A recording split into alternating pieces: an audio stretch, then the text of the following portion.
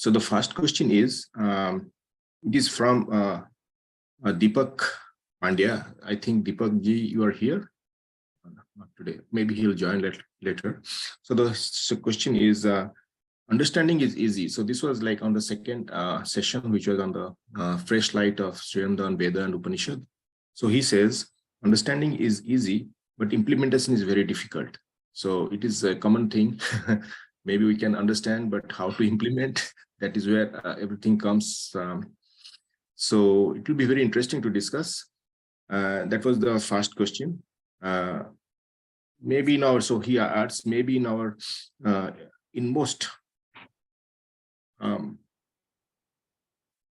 maybe we are in mostly outer world. He says like mostly we're in the outer world, but he just says like it is inner world, outer world, all those things. So these are the things, very interesting. We should have some good time on that. Then comes the second question, which is from Rishabh. And to be honest, like Rishabh is in Australia.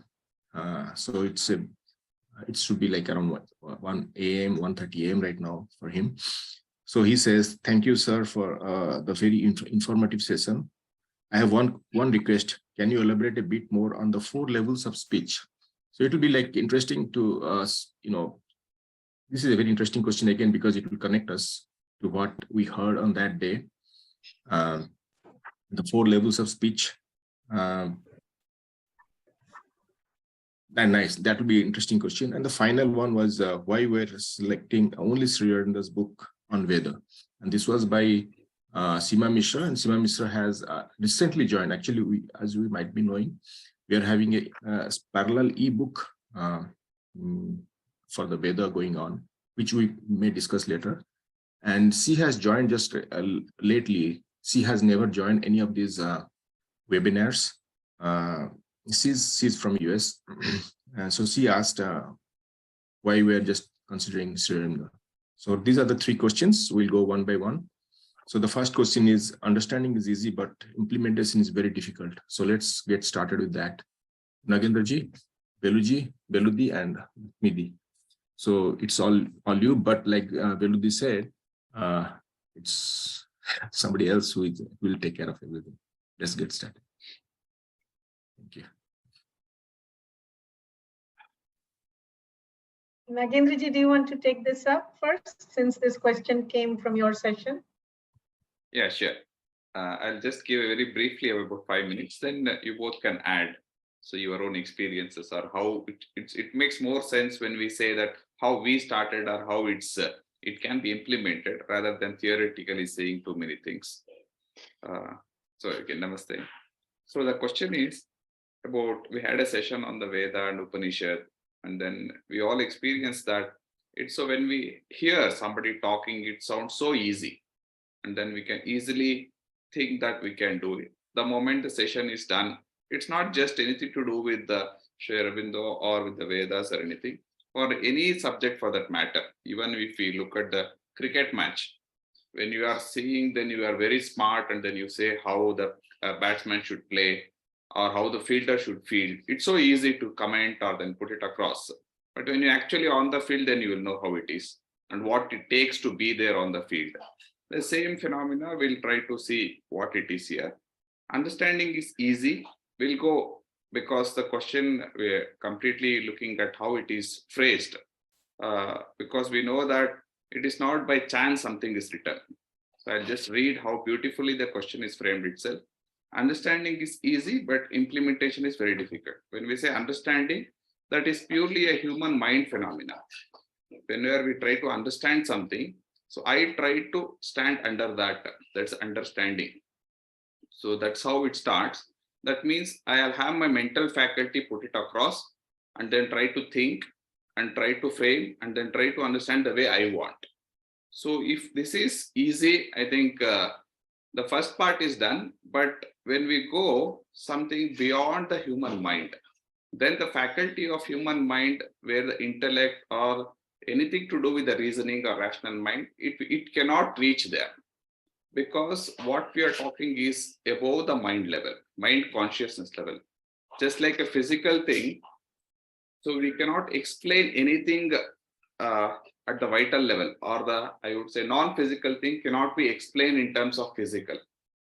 If you were to take an example, if you take a fruit, like a mango, you can explain mango, but how do you explain the taste? Physically, you cannot, but you have to experience that. So there is no question of understanding the taste of the mango. So when we try to put the mental faculty in understanding these non-physical things, there is a limitation. The same phenomena, physical or at the even vital or mental or supramental, above the mind. So the same, actually it's the same, but the conscious level are different. So first thing what we need to understand is the understanding is only a first step. Now, how do we implement depends on the individual nature. That we call it as swabhava. In Adhyatma, it's all about the swabhava. What is swabhava? Swa is self, the bhava is my nature, or the self. Depending on the self nature, my approach would start. How do we start implementing this? And there are numerous ways of doing it.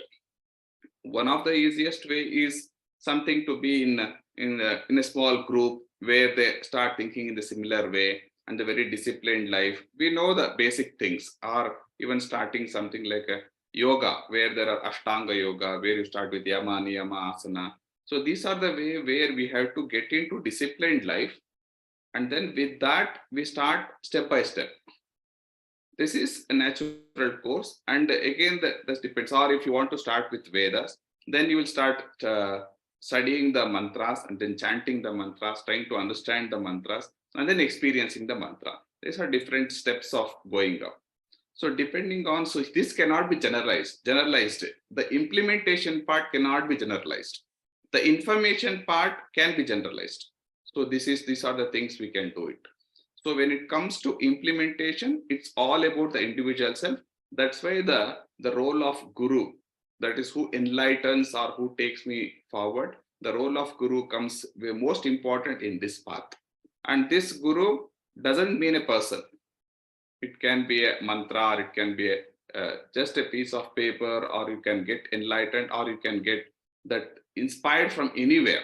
So that's what in our Samskruti, guru doesn't mean a person and then he teaches, nothing of that sort. Even an enemy can become a guru, whom we hate too much, that person can actually become my guru. So at some point of time, we realize that, oh, because of this person, I'm actually changed the entire course of my life. So that's how it goes on.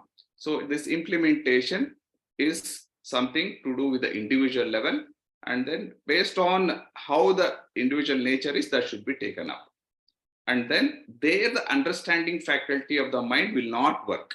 The more we try to bring that the human mental faculty there, it will always be finite. This is the basic difference we have to look at. Because the 7 levels, what Sri Aurobindo explains, or in our scriptures, it's mentioned, Anna, Prana, Mana, the lower 3, Sat, Chit, Ananda from Tebo 3, in between is Vijnanamaya Kosha.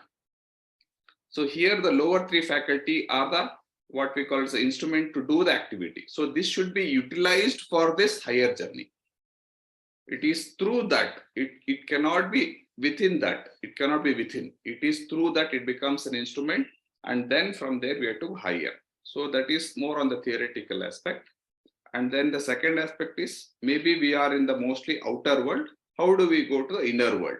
So this outer world and inner world is again depends on the subjective way of, if you look at my body and then inside and outside. So what we generally say or put it as outer world is all our practical life, so-called what we call it as outer world. Inner world is something, it is my peaceful mind. So, or what I am within my house, this kind of a distinction. So here the clarity is required is what is outer world and inner world. So the better terminology, what we put it in the Adhyatma is the macrocosm and the microcosm. The micro is within, macro is outside. So both are the same, but it's only the presentation of that's in the bigger way and it's a smaller. So there is no difference between this inner and outer. So if you try to look at that in aspect, the more we try to become transparent, the outer and inner. Most of our difficulties, what we call outer world is And then medically today, it's a very big problem is that split personality. So at office, I'm a different person. And then when I come home, I'm a different person. When I'm in satsang, I'm a different person. So ultimately, I get confused, who am I? So this has become very common. So even in office, with my boss, I'm a different person. With my subordinate, I'm a different person. So this kind, if we are in this state, it's very difficult to get into level of trying to understand myself. First, we need to get rid of these impurities. Getting out of these impurities and then looking divine everywhere is the first step. And then next is getting into that purification is the coming out of the ego sense. Ego is me, myself, that aham, mama, this is coming out of this. I'm trying to, because of the bringing everything in one question, I'm trying to bring it how we can start. So if we are not pure, even by following the general law within the country or the basic humanity, then we should not even touch about the Adhyatma. That's a very wrong approach. You say that I do whatever I want, I can be corrupt if I don't follow even traffic signals, I don't care about others, then you cannot start. It's impossible. Don't even try that. Because there's already impurity with that. If you start at some point of time, you are going to fall. So start with purification process outside itself, that is becoming the transparent. As when I come home or in the before going to sleep, if I just close my eyes, I should feel happy that today I've been very transparent. I did the best. I treated everyone equally. And only then we'll start that once you started equally, then you can see the divine everywhere. You start discriminating everybody outside and then you say that it's a divine everywhere and I put a portfolio for divine, it cannot happen. So that is what we are calling practical, right? That will not happen. That is just a waste of time. Instead, go through the same plane. At some point of time, somebody will teach you that this is not the way to live. Then they can start. Those who are already in that you feel oneness at home or your neighbor, you keep on fighting with your neighbor, then you cannot say that I want to see divine everywhere. It will not. So I'm not saying that neighbors are good or bad. It's the way I start looking at it. So this is how this outer world and inner world, we can start bringing it. This is the first step. Once that happens, then it will lead. Then the inner journey starts. Then I'll start questioning that why I should be in this way. So that question starts. So if I'm happy with the external world completely, then I don't get that question, then wait for some more time. After all the comfort and luxury, then we will be in a position where there will be a question that comes from inside. It says, now there is something more, like what we are doing now. So we are all happy, comfortable, doing everything, but still we feel that there is something we should contribute. Where did that come from? So we should go to that source and start from there. So that is the actual journey of the spirituality, or the inner journey starts from there. And the answer to the question comes from the source from where the question comes. So this is how we can start. This is very in brief.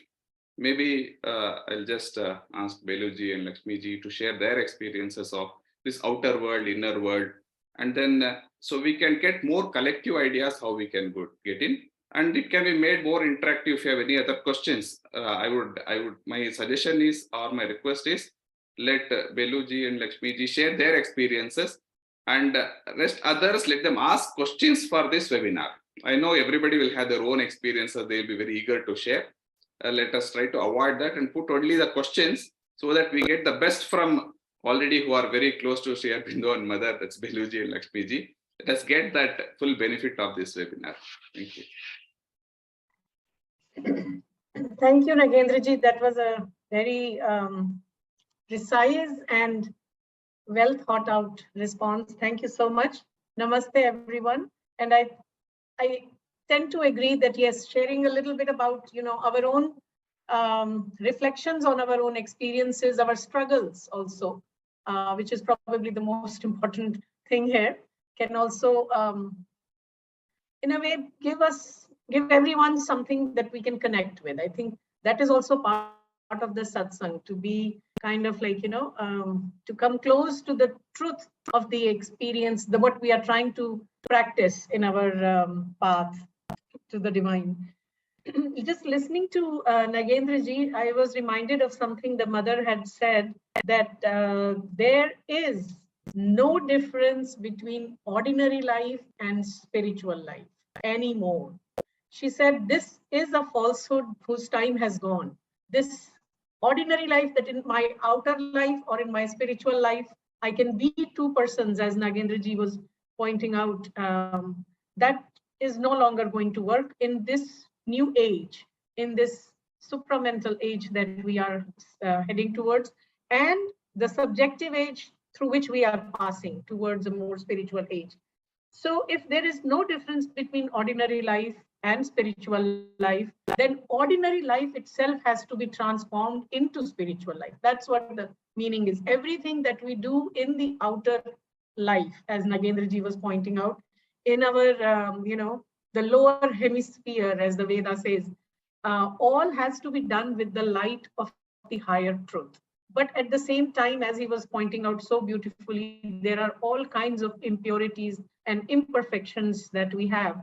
And that is where I think integral yoga becomes really, or Sri Aurobindo's and Mother's teachings on integral yoga become really so important and relevant for today and tomorrow, the age that is to come, because their goal is complete transformation of the life itself, of earthly life and human nature itself. So whatever is the, the triple path of yoga that Bhagavad Gita speaks about, yoga of knowledge, yoga of works, yoga of devotion, to that is added the yoga of self-perfection, the yoga of perfection and yoga of transformation. So if we keep that in our perspective, the question then becomes, how do we begin? Where do I begin? And I think in this forum itself, at one point it was discussed, MP Pandit's books were mentioned, or maybe am I confusing it with some other Swadhyaya that I'm a part of? So those are very interesting and simple reads, because they are not about only the theory. The actual book is titled, How Do I Begin? That itself can be, and MP Pandit was very close to the mother. He was mother secretary for many years. And he really literally grew in his understanding, or maybe as Nagendra ji was saying, understanding, or maybe even like overstanding of how to practice integral yoga, how to walk the path. So that is one thing that I think I will share. I have a PDF. That book is out of print for various reasons, but I will share a PDF of that in the forum. I should have done it earlier also. I think I did mention, I forget. But there is another very important source that I will recommend later on. And I'm going to refer to that in answering this question and maybe in the follow-up discussions we have. But also some other simple things that Mother has said.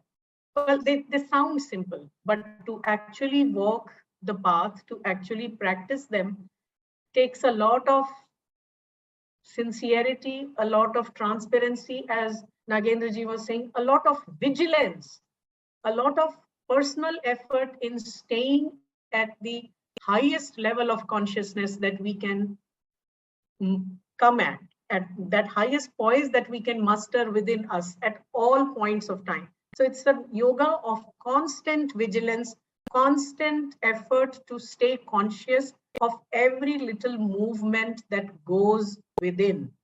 So it's not so much about what can be seen on the outside, but it is what is going on inside, and how do I work with all that is rising up in me at this very moment. Whatever emotions, whatever thoughts, whatever sensations are coming up in me, how do I work around that? How do I become conscious of that, try to get a control over it and try to master that. So it's a psychological yoga in that sense. That's what Sri Aurobindo said. Yoga is practical psychology. But there are some help along the way that we get from Mother and Sri Aurobindo. So for example, there is, mother symbol herself, there is a list of 12 qualities, 12 soul attributes. And those 12 attributes, we can take that as our work, inner work. Sincerity. The next one is humility. Then it's perseverance, gratitude, aspiration, courage. What else do we have? I don't know how many I counted, but there are a few others. It goes on to, the whole 12 qualities. Are we able to cultivate those qualities within? Am I able to cultivate and practice those qualities at every point of time? Then there is another place Mother speaks of five-fold perfection. This whole thing about Mother's spiritual significance of flowers, that itself can be a very good approach for us to practice these inner qualities, implement these teachings of Mother and Aurobindo or integral yoga in our life. So for example, there is one particular flower which is in India often called as temple flower, the frangipani, the champa. Mothers gave it spiritual significance of psychological perfection. And when describing it in a conversation, she speaks of five-fold psychological perfection. Because the flower has 5 petals, each petal represents one quality. So the first one, again, she emphasizes sincerity. Sincerity, she said, is the bedrock of all spiritual effort. It actually is what Nagendra ji was saying. It even applies to our so-called ordinary life. If I don't stop at the red light, I'm not being sincere to the laws of the land. So sincerity, Mother used another term for that, transparency, as Nagendra ji so beautifully pointed out. So there is sincerity, there is gratitude in that champa flower, and then gratitude she connects with devotion. Another quality or another of those five-fold psychological perfection, she speaks of faith. How important faith is. The faith that there will be a new age, there will be a supramental world. Faith that we are heading to a transformed life, that this earthly life will become divine life. Faith, as Sri Aurobindo says in his writings on Indian culture, the Indianness is about having a faith that there is a higher supreme consciousness beyond the ordinary mind, life, and body plane. So all of that, having a true faith, having a sense of surrender. Another place Mother speaks of what does it mean by having a right attitude when somebody asks, right attitude towards life, right attitude towards work. She mentioned 3 things: obedience, trust, consecration. Obedience to what? Not to an authority, mindless obedience, but obedience to a higher life. Obedience to, it could be even authority in the case of traffic laws or laws of the land, not trying to manipulate the laws to serve self-egoistic interest.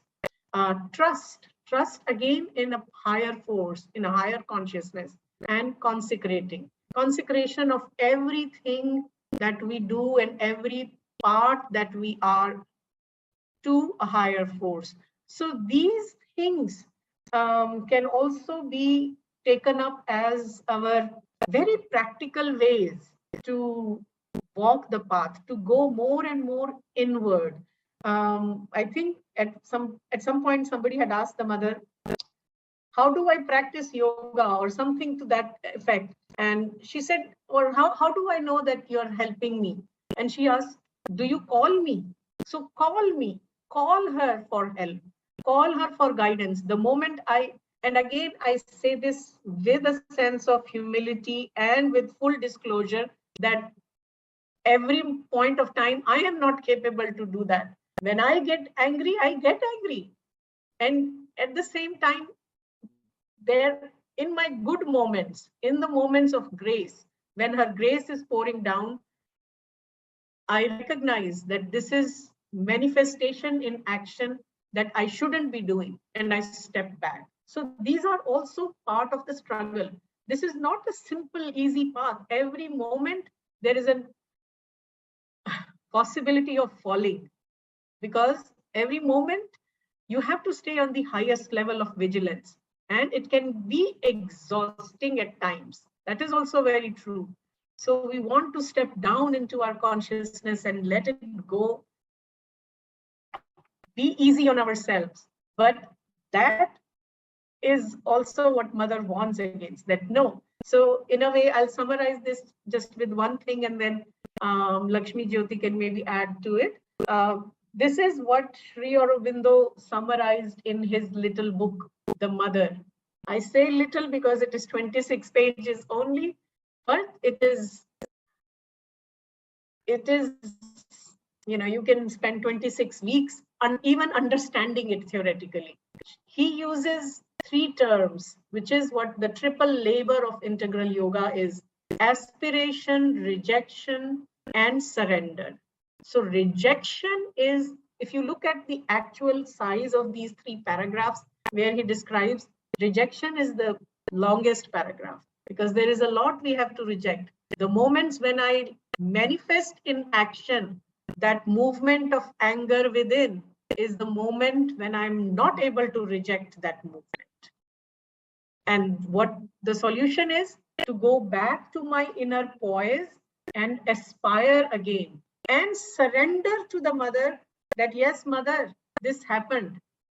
I did get angry. I allowed my anger to be manifested, but take it and transform this darkness that is in me to light, because she only can do that. Her grace only can do that, because she has given us this assurance that you are my children, I am your mother. You make mistake 1,000 times, I will correct it 1,001 times.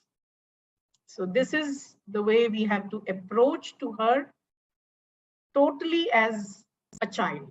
So I'll stop here, and maybe Lakshmi can add more to it. Sure, she will have more insights. No, I think you and Nagendra ji has covered most of it. I would like to say a few simple things. The moment we understand intellectually, what happens is we become very anxious. We think, oh, it's like tomorrow we have to implement this. Day after tomorrow, this should happen to me. And we think we are the ones who's going to do the whole thing.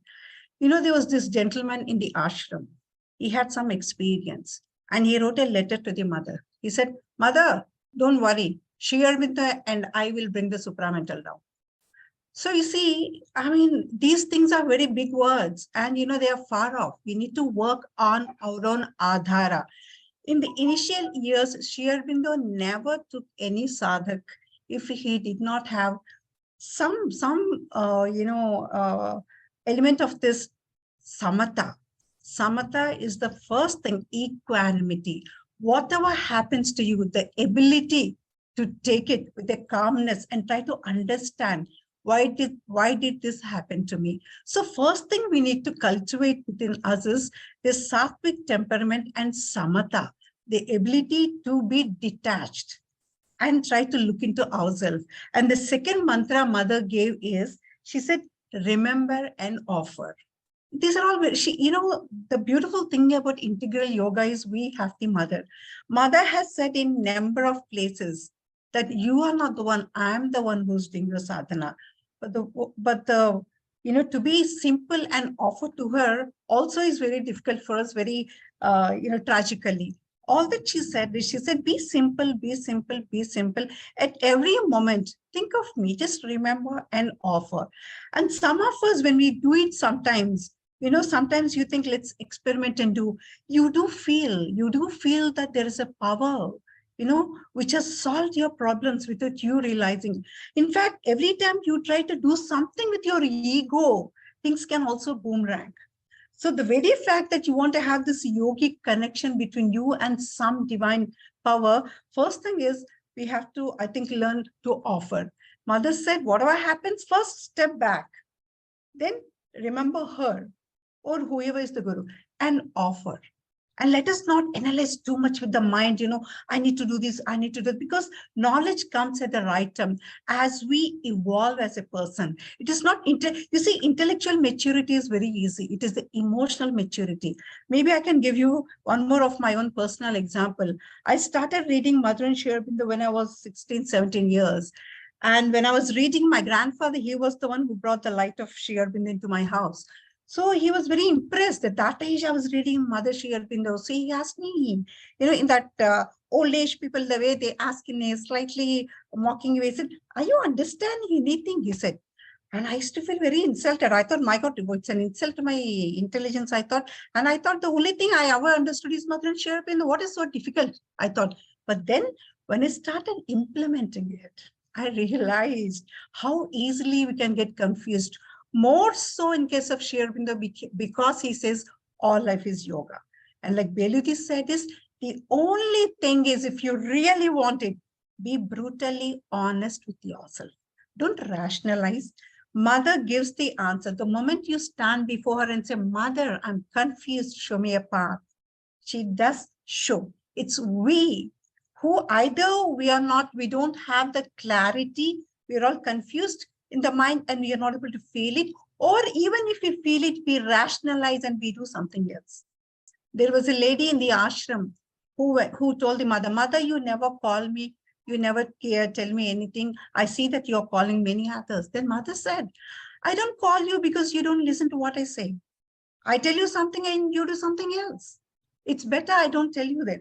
Because sometimes, when the divine says something and you do something else, it can be dangerous also. So within ourselves, first that sincerity, and then these are not things like, okay, in 5 years, I'll become psychicized, another 5. No, we have to keep on, be consciously working on ourselves. And another wonderful thing Beloo suggested was that the mother book, which I was also thinking, aspiration, rejection, and surrender. And please read those. I think he has mentioned what all has to be rejected, how the surrender has to be done, and how the aspiration has to be. Reading Sri Aurobindo every day for half an hour itself is a sadhana. Mother said to Nagendra ji, half an hour with the divine, she said, we speak so much, but can't we give 30 minutes to the divine?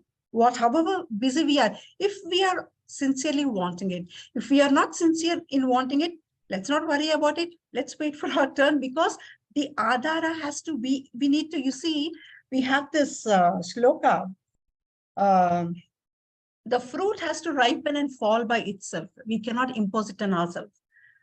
Trayambakam yajamahe sugantim pushtim urvaru kamiva bandhanat. The ripe fruit from this attachment to the branch, it falls by itself. So we need several experiences and have that ripeness so that it comes automatically. Please, it is not suppression. It is transformation. Oh, mother said, we read and we think, oh, today, I'm not supposed to get anger, like Beloo also was explaining, no. And then we bottle up all the anger. And when we burst, the damage done is much worse. So now we need to slowly, we need to have all kinds of experiences and then look at ourselves dispassionately, understand, build up the adhara, the physical, the vital and the mental. It has to become strong, and samatha. In Bhagavad Gita, sthita prajnata, the first thing, even Sri Krishna says is, are you able to take with an equanimity whatever is happening to you? That comes when we offer to the divine, when we have faith in the divine, saying, if the divine has done this to me, this is the best that has happened to me. I think so. And mother says, be simple, be simple. She says, remain quiet. Whatever you do it to the best of your capability and leave the rest to me. So when you have the divine as your guru, that is the advantage. And we need to wait. It's not like, come on, tomorrow I need to be there. So we'll have to keep observing. And but when we are sincerely moving, it opens up so beautifully. We ourselves will be surprised. Things that mattered about 5 years back don't seem to matter anymore. It's not something we worked on it, but they just fall off. And one thing I recommend from my own experiences, read Mother Shiva. You never know how her force works. You never know from which side her force works. Read. When you read, you are getting in touch with her. Read directly. All of us, who can understand English, even if you don't know the language, please read, put half an hour, read Sri Aurobindo and the Mother directly. You think you did not understand today. After 1 month, you'll be surprised how much you're able to understand. Only thing is keep the opening. Don't close yourself. Have that opening, that receptivity in yourself. Well, once again, it's everything is easily said. One has to find out one's own path and start following. Thank you. That is actually the question, how to do it. I mean, a great explanation. Any questions anybody wants to add? That's what I also want to recommend this book.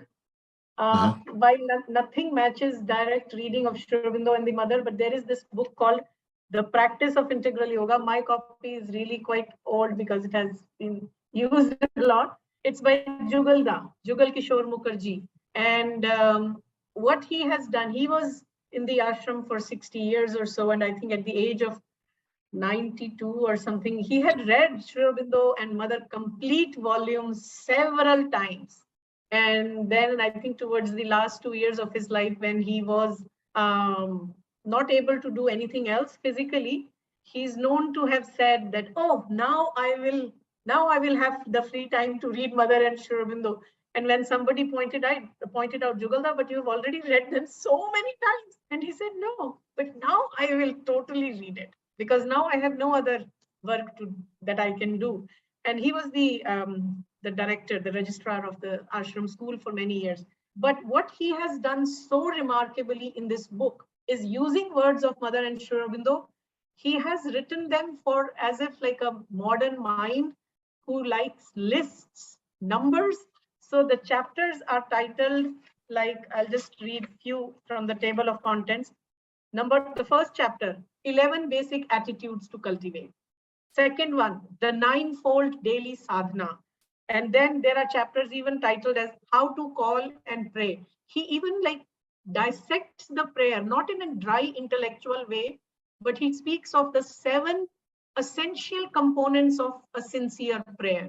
Reading through that, I found that most modern minds who are very drawn to rational explanations of things can really find a lot of value. And then he uses throughout the text, he uses Mother Sri Aurobindo's words. So just I want to quickly point out this part from the second chapter, the ninefold daily sadhana, where he uses exactly some of the things that he speaks of what Lakshmijyothi Ji was also explaining. The ninefold daily sadhana which we must practice. First, to be conscious. Second, to be vigilant. Third, stepping back. Number 4, not to manifest in action, especially the lower emotions, the things that we must reject. Again, that section is very long. Number 5, to integrate the being, to be authentic, as Nagendra Ji was pointing out. To observe, this is number 6, to observe, to watch over, to control, to master. Number 7, very important, to take life seriously, to recognize that this life is given to us so as we walk the path of transformation, not to not to say, oh, there is a lot of time left or many lifetimes left, not to get impatient. As Sri Aurobindo says, aspire intensely but without impatience. So not to be impatient, and yet to be able to take life seriously and to work as if this is the life we have. Number 8, remember and offer, which Lakshmijyothi was also pointing out. And number 9, he simply calls pray and pray and pray.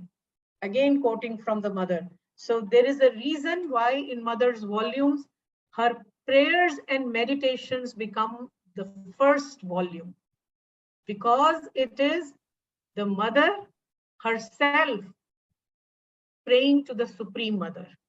The Mother in this embodiment, in this human embodiment, the earth, the Mother of the earth consciousness praying to the Mother of the Supreme Divine Consciousness. So that is why Sri Aurobindo himself translated so many of her prayers. And that is also, like, I think at one point I was also told, given this beautiful advice by someone, which helped me a lot, was to start reading prayers and meditations. So like in Sri Aurobindo's case, it is the book, The Mother. In Mother's volumes, it is prayers and meditations.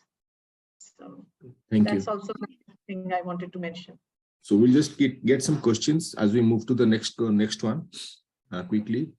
So the question is, many times we become judgmental about people around us.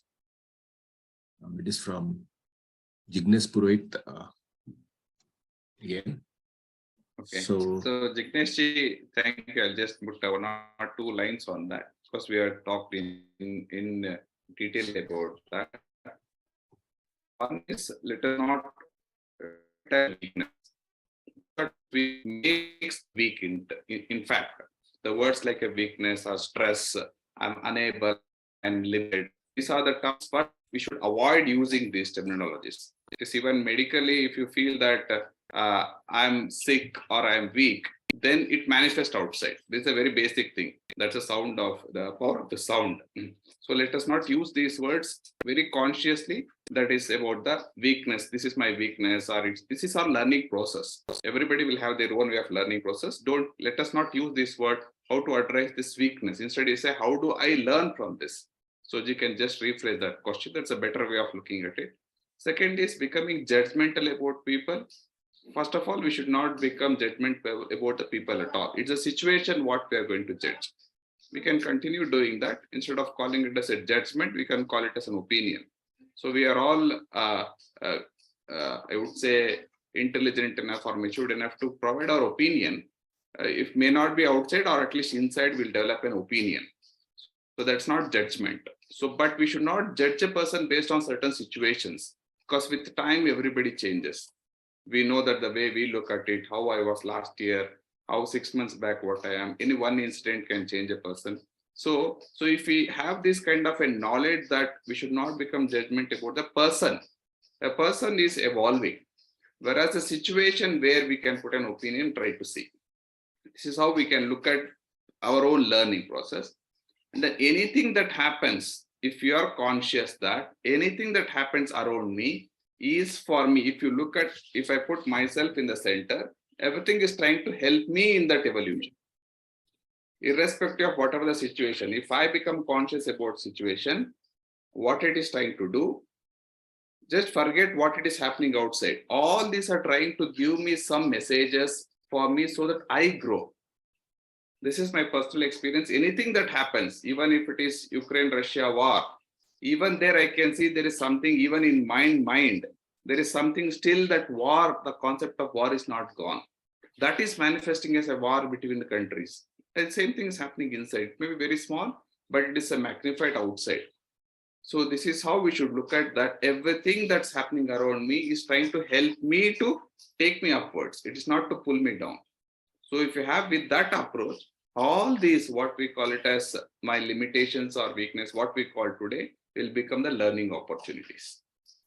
So I think we'll move to the next question, what's already mentioned. So then we'll come back in the end to summarize or anything. I hope Beloo and Lakshmi will agree for that. We have another question. Yes, can I just add one thing to the full explanation, Nagendra, what you said? Yes, we should not be judgmental. And at the same time, there is something to be said about discernment.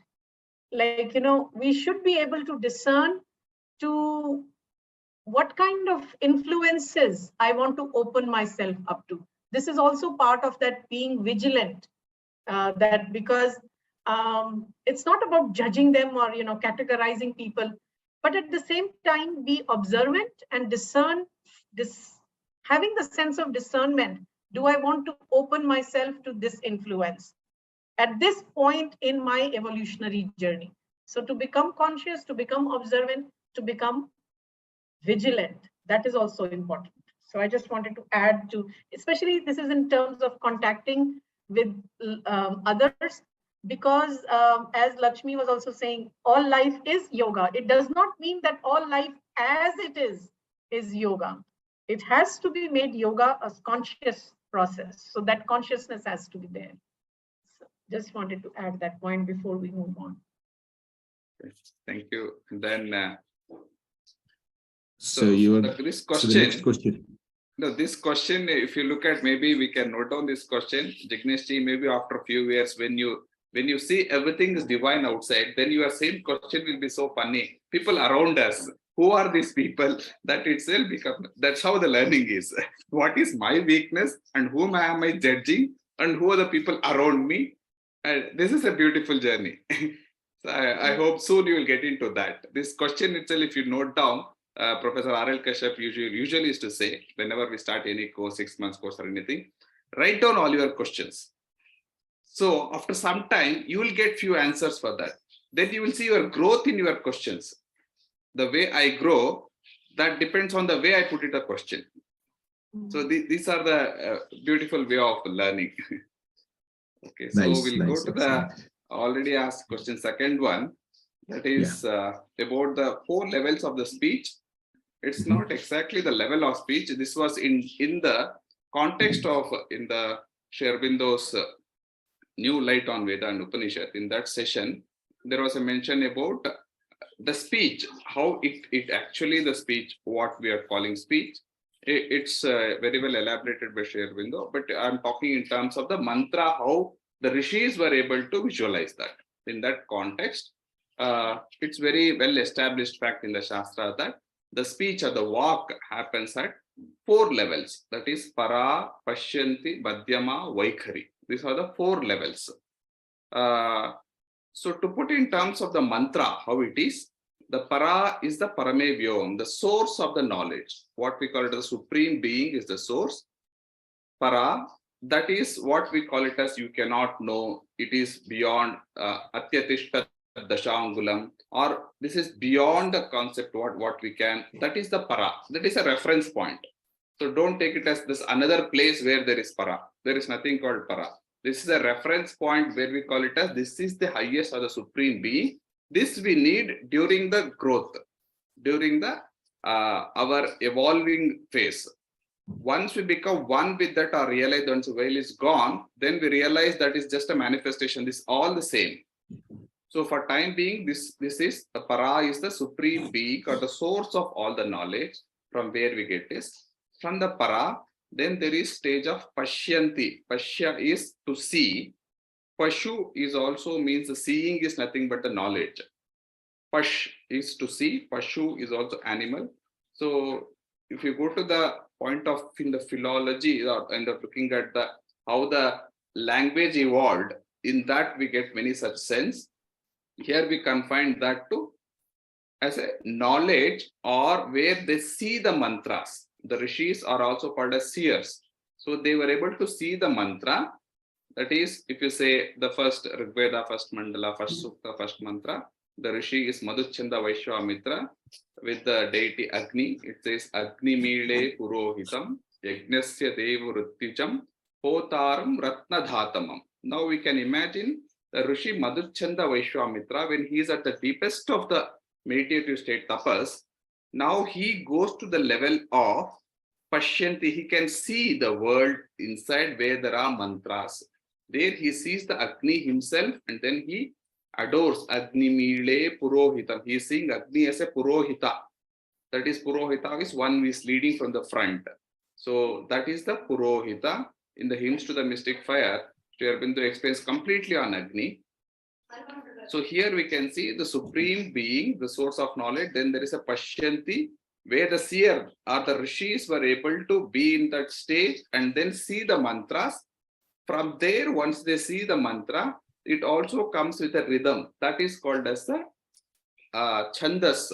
There are multiple meanings of chandas. For the sake of understanding of the speech, we can say chandas is the rhythm. That's a number of syllables. Agni Mile Purohitam is 24 syllables. We call it as a Gayatri Chandas. It has got many more significances. So we can see the Rishi is seeing the mantra, the words. It doesn't mean that how I see a letter. That level of seeing is different, just like our imagination. Can we explain an imagination? It's impossible. You say, I can imagine, that's all. the fact the imagination can come out in a different way as an art or a music or a dance or anything, or it can come in terms of words. But imagination is something which I saw inside, but not to the level of what Pashyanti is. So para Pashyanti, this Pashyanti, once the Rishi, the seer is looking at that, now it is trying to come express itself outside. After second phase, now you see the fourth one is Vaikari. Vaikari is the expression part, the sound, the vocal cords, it vibrates and then it makes sound and then it is coming out. When you say Agnimile, that now the Rishi is trying to articulate those mantras externally in the physical world. So this becomes a mantra, and then the disciples or the Shishyas who are there, they catch it immediately, and then they attribute this mantra to Rishi Madhuchanda Vaishwamitra. This I'm telling from the mantra context. But what is happening between this Pashyanti, seeing, and then Vaikari, and then expressing, there are multiple stages that goes on. This entire stage we can call it as a Madhyama. Madhyama is the medium through which the force that generates, and that is a required one that comes along with that. And then there is a phase between this seeing and then speaking out. That is the Madhyama. That's a Para, Pashyanti, Madhyama, Vaikari. So now once the sound is uttered outside, physically we can receive that. So this is from the mantra context. But same thing is applicable even when I talk or routinely this is happening. So we have a source of knowledge, even whatever topic we take it in, whichever field we are, the source is something which is, I don't know where it is. But I have an idea. That idea can be taken equivalent to Pashyanti. I get an idea of what it is, what I want to talk. The moment a question is put, something even asked about what is your name. So immediately we say the name. The talking is only Vaikari. Vaikari is expression. That is expressing out. That's a manifesting outside with a sound, physical sound, with a different wavelength. Now today we know that it's a sound or light. It's just a change in the wavelength, the speed or the waveform. Otherwise, the same sound can become ultrasound. You put a transducer and then do a digital transformation that you can project it on the monitor. That becomes your ultrasound scan. That's even physically also it is possible to convert the sound into the image form. So this what I'm taking is from image, from that wavelength of light, it is coming to the wavelength of the sound. So it's only coming. We know the speed of the light, we know the speed of the sound. That can come down easily to that level so that we can receive easily if it is within the audible frequency of the human ears. That is Vaikari. So every time I utter a sound, behind that there is an effort. That's a Vaikari Madhyama. But I have an idea, the thought what it is, or the some flash what it comes. That there are different levels of what it is, and even to put it in a very simplest form of talking or even shouting, the source is the same. The idea is the same. The process that happens behind that force creating the vocal cords movement, everything, the sound is also same. What is different is the intent with which I'm doing and then where I want to go it in that. That's the only difference. So this is where Sri Aurobindo's Integral Yoga clearly says from one source everything is coming out. So if we are conscious about this Vaikari's expression part, it is so powerful because it comes from that highest source and coming out. So even a thought, it's not necessarily Vaikari is in terms of a sound, loud made sound. Even a thought is also an expression, not in the physical world, but in the mental world. The moment I get a thought, it manifests there. We should be very careful about this, what I'm thinking. So when I become conscious about the thinking, then my thinking will start getting purified. Because once a thought is put, it's like in the internet, you search and then it goes there. So you cannot take out anything once you enter into the internet. They may say that you can delete all those. It can never happen. Even in the internet, what we call it a web world, physically, completely physical, you cannot delete. Somewhere some backup or something will be there. Similarly, a spoken word or a thought, all these will be the different planes. Now, once I become conscious about this, then my speech becomes sweet. Then I becomes very consciously, I want that to be in a very perfect way, which will guide me to take it further. So this is the importance of 4 levels of speech at what I'm talking. But in the sadhana, what happens is when I utter the sound something like Om, it takes me upward and upward, because they say take it from the deep inside, put it on Om. So even in yoga, they say Om. So all these are physical, but where does it start? If you ask yourself question, if you get an answer to a question, where did you get that answer from? So that is where the good goes to the source, and then everything is happening automatically. I'm not aware of it, but still it is happening.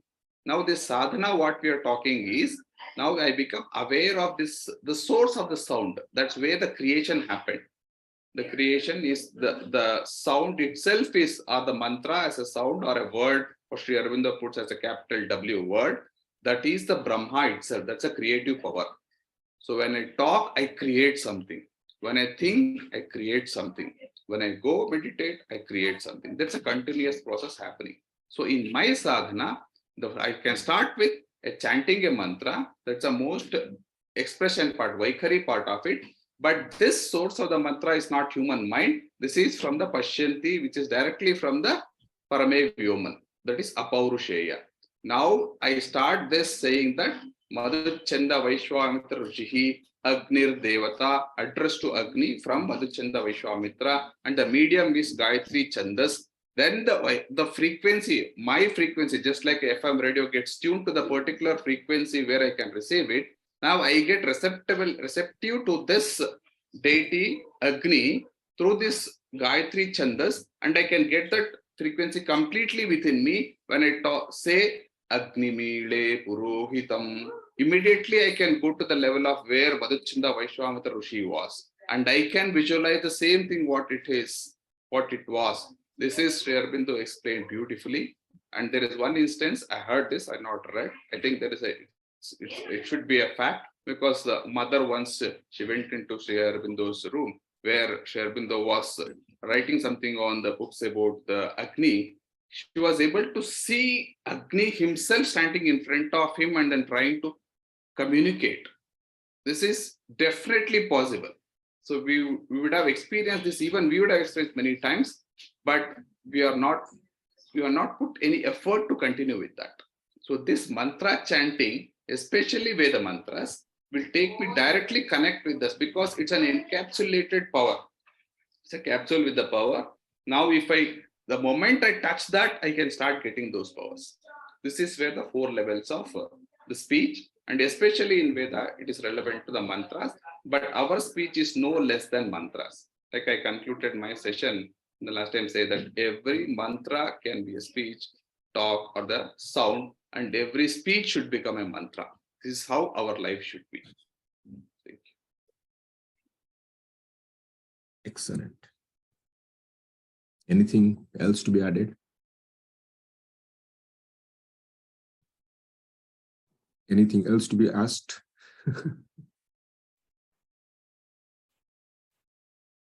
No? So we are all reached that para. We are in touch with para. Excellent. No, that's actually, this is you rephrased it and explained the same thing again. That's nice. So any questions so far, or we'll just move to the third one? Maybe then time for the third one, which is from Seema Misra. She has not joined, as I said before, attended any of the seminars or the webinars so far. She just started joining the ebook, and I'll talk about the ebook a little later. We'll just keep it as a parking lot for now. So the question is, it's again related to the Veda. As I said, the ebook is about the Veda that we're trying to simplify all those things. We'll talk about it. So her question is, why only Sri Aurobindo book on Veda? Why not others? We were just considering. So that is the question. If we can a little bit on that.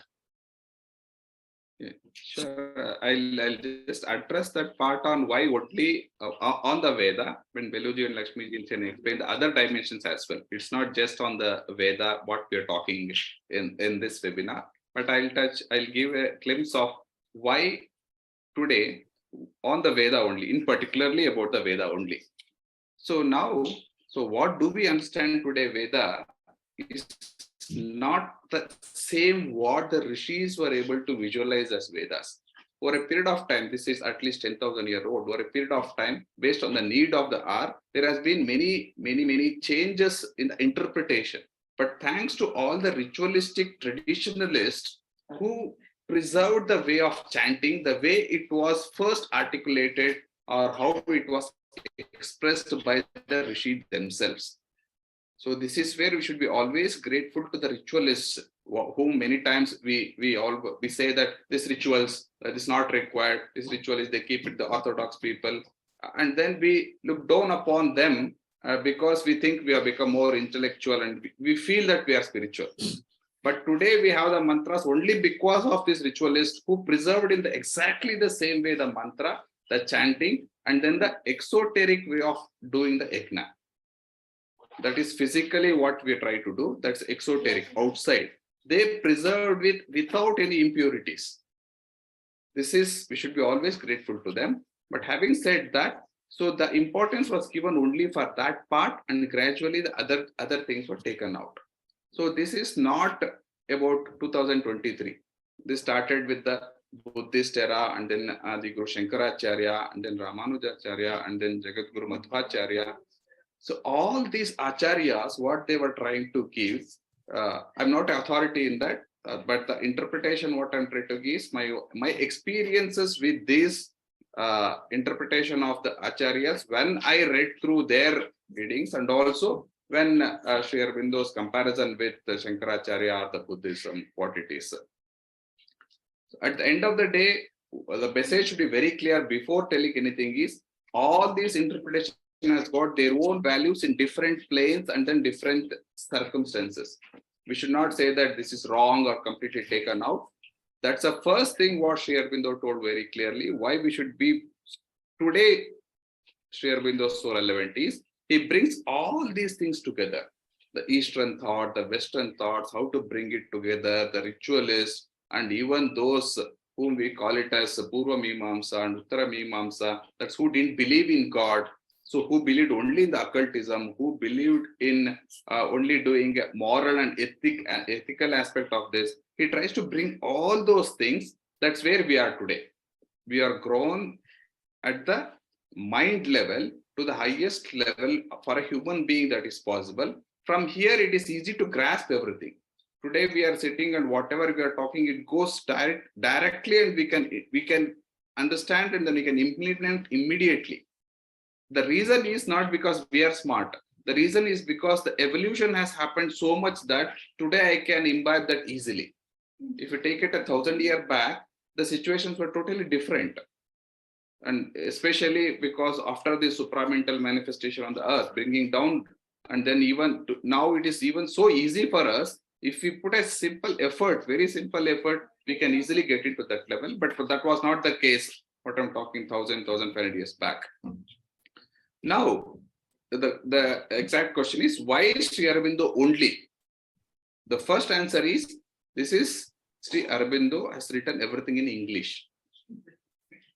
The first thing. So that is the easiest way to look at. When we put it in English, it is easy for us to understand. Imagine the same thing, everything in Samskrita. Because Samskrita is a language you can interpret in many ways. The same continue. The dilemma continues, whereas English is so clear and crisp. You may say that English is not a good language, but when we read Sri Aurobindo, we know that the strength of English itself. English becomes divine. The language becomes divine when he writes, because he introduces new terminologies also, where there is no existence of say equivalent word. He says, now I will introduce a word in English that he contributes to the language. So that is the what he's trying to bring. Second is, now he's a beautiful mixture of the Western upbringing and then getting into the Eastern way of looking at the creation itself. It's a blend. It's a blend of the Western way of looking. Eastern part of the world, I'm not talking about the Bharata or anything. The eastern part of the world, it was more with the inner journey. It was going more with the inner journey. They try to see, just like I was mentioning about to the level of Pashyanti, get the mantras. That's a one way of looking at. And then western part of the world, it was going more external and trying to make it more beautiful and then make it very systematic, disciplined, the respect, even safety, and then luxury, comfort, the joy, all these are gone with the Western one. But Sri Aurobindo told very clearly, only inside or only outside, both are extremes. That should not happen. Now, this is a time where that should come together. There should be the inner, the background, what the Vedas says, and then the expression of what the West is, what we call the physical science is nothing but a small aspect of this highest that is we are trying to see outside. Now, this is a time where stop saying this is a Western people, this East, this everything, and because of that everything is it's all for that time. If not, we wouldn't have sat here today where we use something like a Zoom meeting, virtually sitting in my house happily and then trying to talk about the spirituality. It's only because of the contribution from the physical world where everything has become possible. But same thing is possible.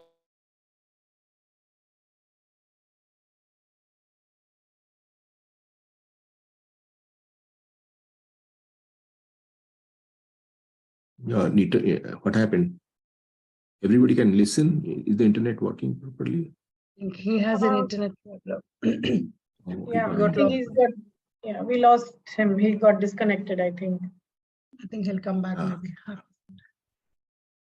Okay. So far, yeah, he's. Beloo, you want to say something? No, I just wanted to, I think I saw Seema Mishra here. Yeah, she's here.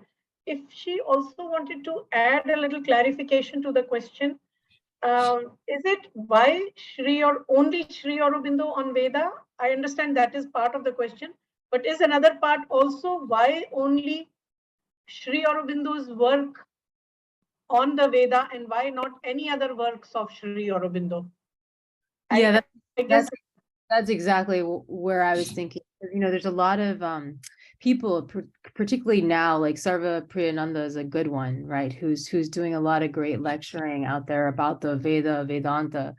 And I'm just curious, like, to write an ebook, you know, to come out with a product like that, you want to have strong foundation. But I've now understood that the ebook is really about an interpretation of Sri Aurobindo. So now I understand that. But as you're thinking about the Vedas, I'm not just talking about the texts themselves. I'm talking about other people's interpretations and how to think about it more holistically. And I think Sri Aurobindo is one of a few that would be great to dive into. And also, I mean, the Bhagavad Gita, I think, is a powerful source, no matter what. And of course, it's dependent on translation. I'm more partial to Radha Krishnan, side note. But, you know, I think I've heard that Sri Aurobindo has a great one. I'm about to read it. So I'm just curious as to, you know, sort of to get that broader perspective, because that's part of what you've talked about in Integral Yoga is to think about these things holistically. And one of them is reading, and how do you immerse yourself best is to read as much diversity as possible. So that's kind of how I took it. I have one answer to it, which again comes from the integral yoga tradition. And I think even though it was given by Nalini Da, who was quite an advanced yogi in his own right, he captures the truth that is not only limited to integral yoga tradition, but it's a universal truth. And he gives the example of, I think Nagendra ji also pointed out, one can have many gurus, even people sometimes who are our so-called enemies, you know, or who hurt us or harm us in some way, can also be our teachers on the path. This is all fine, and Nalinida gives this example that as long as we are at the level of intellectual curiosity and intellectual broadening of the mind, reading variety of sources, reading variety of interpretations is wonderful.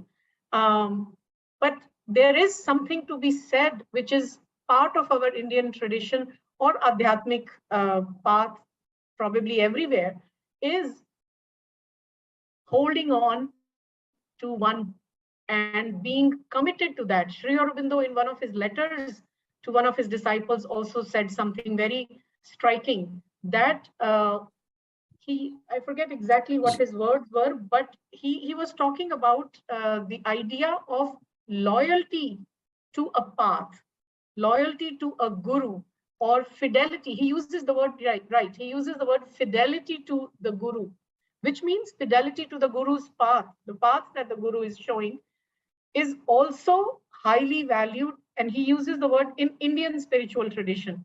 So at the same time, while we are, all diversity and variety is welcome, but when we get serious about the goal that really matters, which is meeting the divine, finding the divine, or becoming one with the divine, then holding on to that one path, or fidelity to the guru in Sri Aurobindo's word, or loyalty.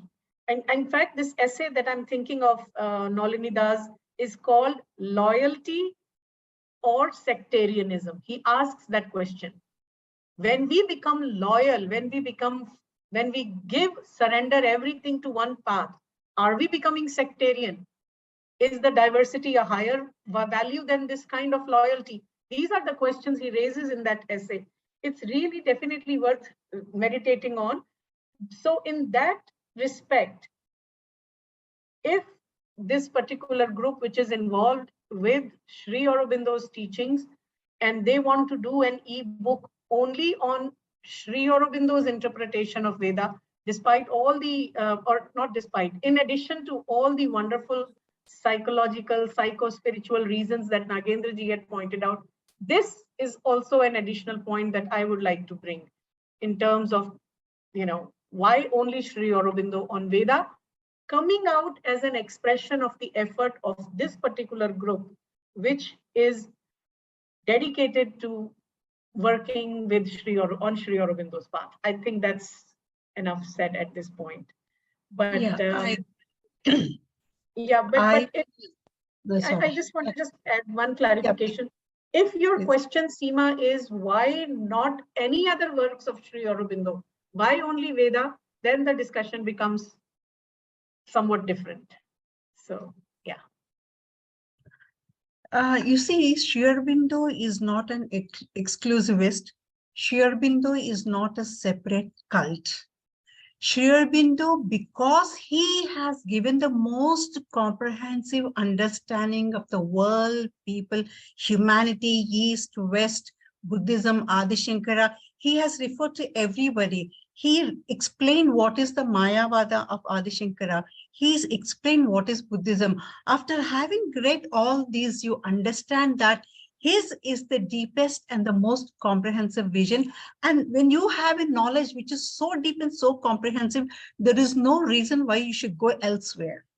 And second thing about him is he has written in a language. I'm not talking about language in terms of vocabulary. I'm talking about the expression, which is grasped by the modern mind.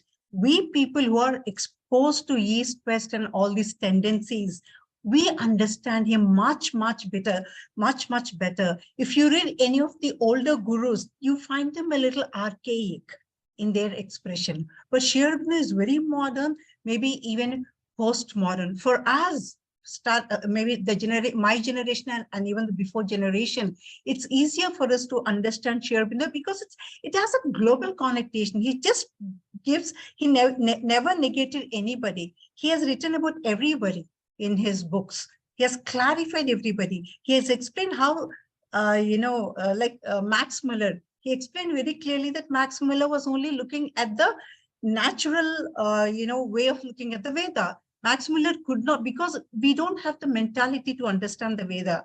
You see, you need to be spiritually aware, spiritually experienced to understand what these symbols mean. And it can only be somebody like Aurobindo, and who read the Veda by means of his experience, not the grammar, and he's given it to us. And when you read many of these books, you understand that Aurobindo has actually given that beautifully comprehensive vision of the entire creation with his evolutionary theory. So that's where he comes in. I think he's the most relevant for this generation and beyond, for several reasons. Okay, cool. Thanks. I would say that. Thank you. Nagendraji, you're back, right? You had some issues with internet. Yes, I got disconnected, but I'm connected with Sri Aurobindo, so I'll continue with that. So 2 more points which I thought for the completion of that, what I was saying. One is he talked completely about the esoteric importance of the esoteric sense. This is we are talking about 100 plus years back, where there was not much emphasis on the esoteric inner yagna, where it was not. Today it makes more easier. When Sri Aurobindo wrote, it was more still the ritual, even that was almost the fading stage, where he tries to bring the importance of that as a symbolism. He brings explicitly the symbolism of all the activities we do. It may be a krita or even a ladle or an altar. All these are got the symbolism, what is expressed outside and what it means inside. For every word, he takes something like Usha. Usha is not just a physical dawn, it's a spiritual dawn. That is one aspect. What Sri Aurobindo brings is the very word Usha. Sha is something is bringing out with the breath, and it's going out and widening out. Usha is something. Even if you close your eyes and just keep on chanting Usha, then you can see there is some awakening that's happening. So in the morning, when it comes like birds are happy, they're making sound, or even the flowers are so fresh, it is all the physical manifestation of the one energy, including the Usha itself, the dawn itself. Or when I'm very fresh in the morning, it's not the physical freshness. It is the energy level, the force, the chit consciousness itself is high. So all these physical aspect that's happening outside, it sounds very beautiful and then happy. What we appreciate only the sound and then the flower and then other things, or as insects are happy, or evening it is coming down. No, it is the force. He emphasizes on that force aspect, including the level of going atom, electron, and how it revolves, how the creation happens. If you go into the deep, it is the only way how today I am able to bring that the creation or the force importance, Chit Shakti in that. So to me, or when I say me, who are brought up with the physics and then atom as the core subjects in us, then try to bring that in a cell and how it is working, how a single cell can work across everything. All these are beautifully explained by one person is in his writings and through his darshana. So, and then I'll have to tell it very openly. I can meditate, I do that, sit, and then I invoke Sri Aurobindo and ask him to explain whatever I want, and he does it regularly. I can say that without any doubt, if anything to ask, and he made me very clear that knowledge is from inside out. It is not from outside in. We always talk that knowledge is inside out, but how many of us really appreciate this? I have multiple times I have observed when I'm reading a mantra, it may be in any of this Veda or in the Brahmana Aranyaka, I'm finding it difficult with the Professor R.L. Kashyap's interpretation, the translation on that. Then I just sit and then ask Sri Aurobindo, now you tell me what it is, and I get that. So without the effort, so because it's a Shraddha what it is making, and his presence, he always told, there is no successor for me. Whenever you ask for, I'll be there. Sri Aurobindo and Mother will be there, and he does it. This is the only experience, the only way you can get convinced is the experience. Otherwise, I can put one essay, or all of us can try to convince, it will never happen. Just sit, take a mantra and read all the translations. Because I've read all the 4 Vedas and then at least many of the translations also, including Upanishad.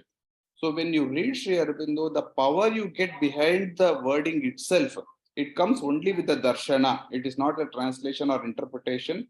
he goes to the level of the Rishi and even sometimes above that, because now we can do that. And then try to see what Rishi is trying to explain. It is not what we are trying to explanation, the explanation to the explanation. No, he goes to that why the Rishi is getting this experience.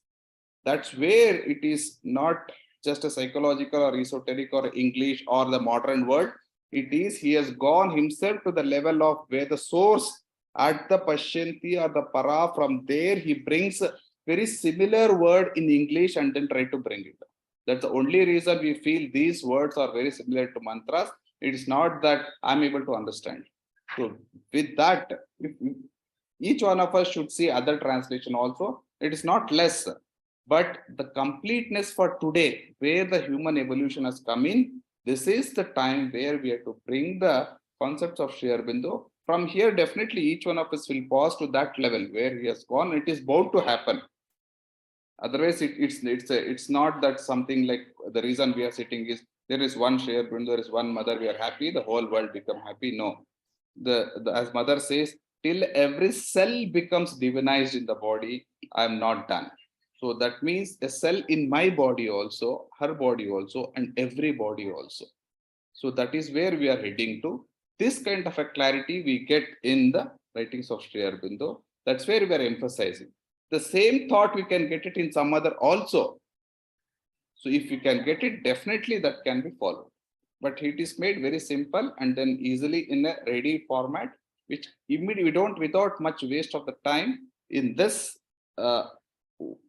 life itself, we can go there. I strongly believe that we can, with the effort in this life, we can reach to that level. I have no doubt.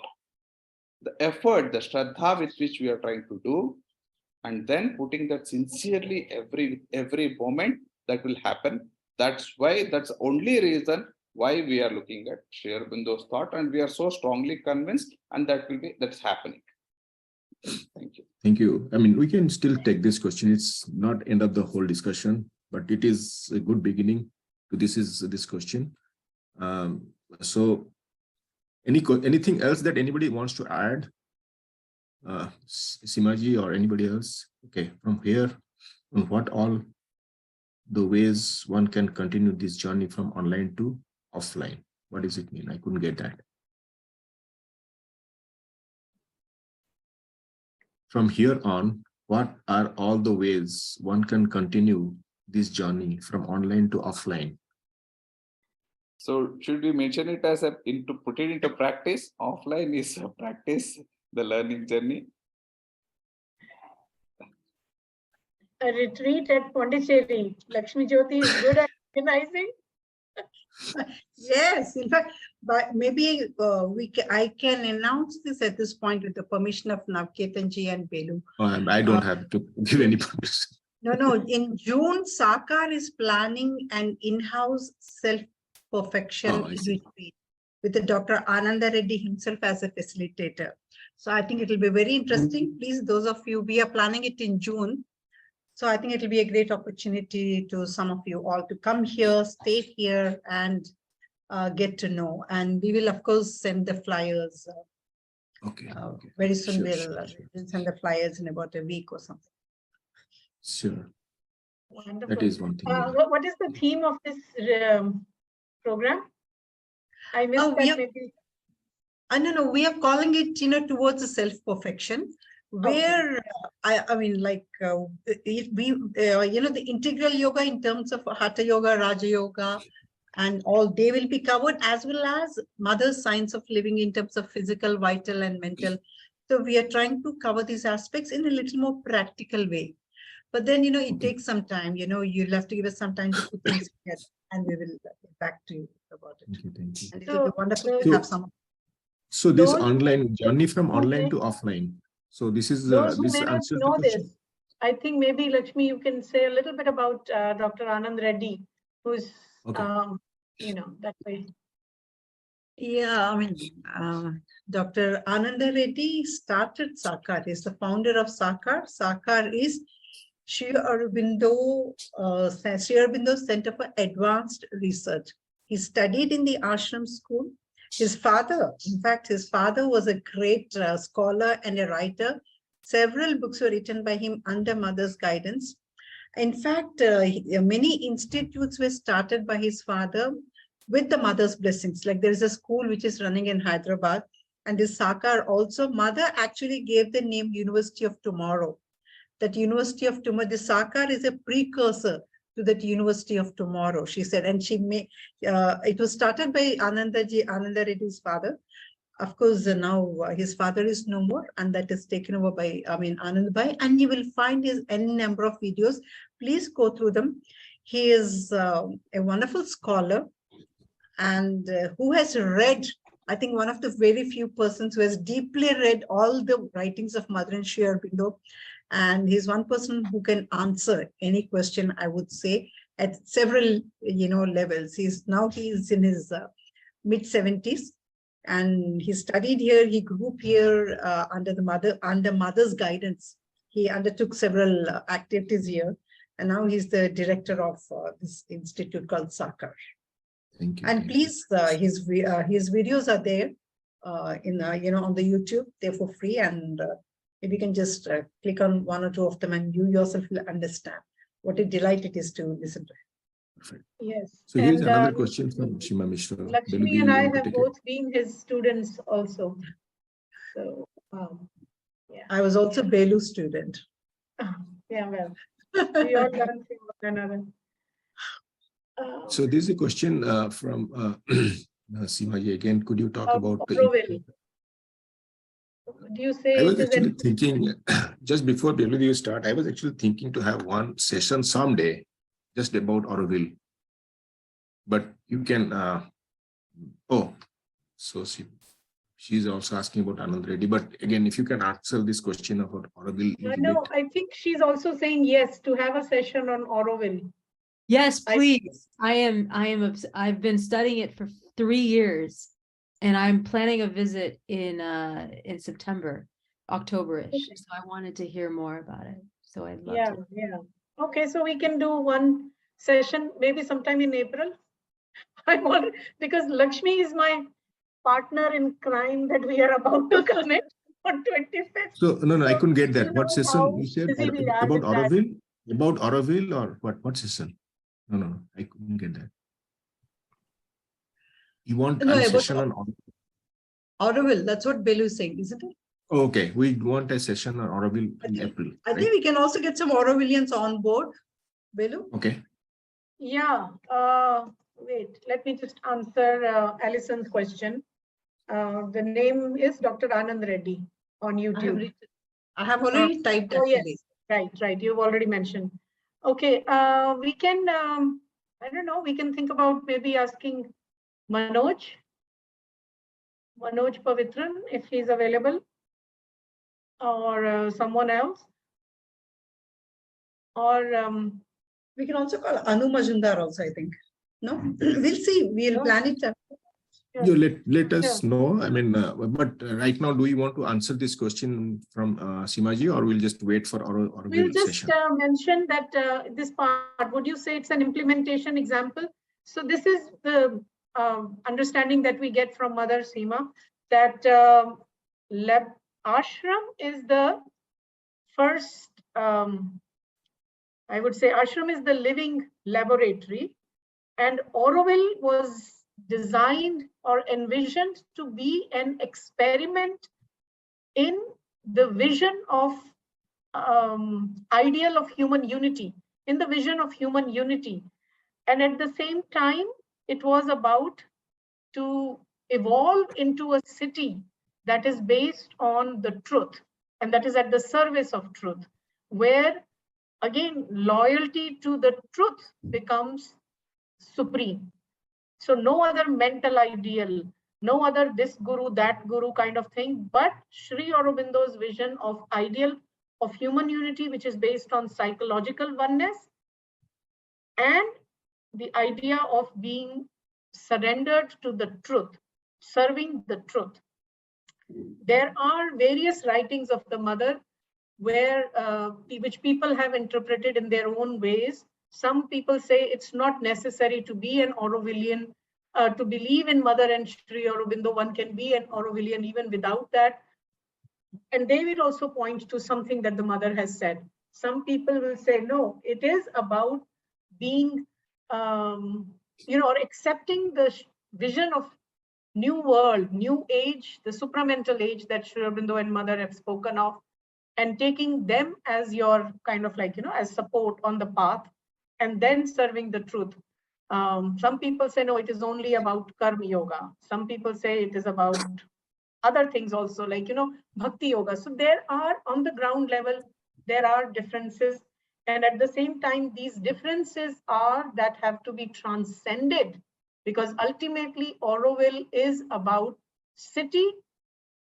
Auroville is not about, Auroville is the city that the earth needs. That's what the mother said. And for that kind of human unity, that kind of city that the earth needs for future evolution of humanity, naturally these differences are part of it. That's the experiment. But ashram remains the starting point, the point from which everything else radiates. As Pradeep Bhai at Sri Aurobindo Society always says, ashram is the parent from which all these other bodies have come out. So implementation, I don't know, implementation of teachings of Mother and Sri Aurobindo, I don't know if that's what you mean, because ashram is also there. Every body, every institution that has come out with the blessing or with the light, in the light of Mother and Sri Aurobindo, is in a way an implementation example. But certain institutions were given very specific vision and mission which they are to accomplish. Ashram is one, Auroville is one, Sri Aurobindo's society is one, Sri Aurobindo's action is another. And I think there are maybe one or two more, like Institute of Human Study that Lakshmijyothi was talking about, under which Sakar comes. So these were certainly specifically started by the mother, and few other commercial enterprises also in Pondicherry, when you see, including a petrol pump